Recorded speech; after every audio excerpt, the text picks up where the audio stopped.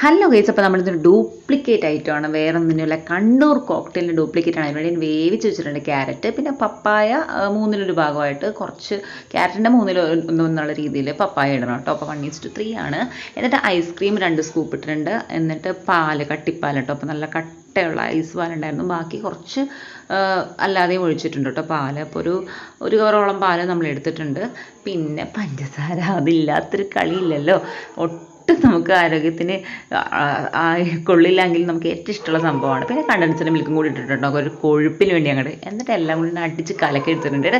നമുക്ക് നട്ട്സും പിന്നെ അതുപോലെ അനാറൊക്കെ വേണമെങ്കിൽ ഇട്ട് എടുക്കാം. അതാണ് എക്സാക്റ്റ് കണ്ണൂർ കോക്ടെയിൽ. അപ്പം ഞാൻ ഡ്യൂപ്ലിക്കേറ്റ് എന്ന് പറയാൻ കാരണം അത് എൻ്റെ കയ്യിൽ ഉണ്ടായിരുന്നില്ല, അപ്പോൾ അതുകൊണ്ട് ഞാനത് ഇട്ടില്ല.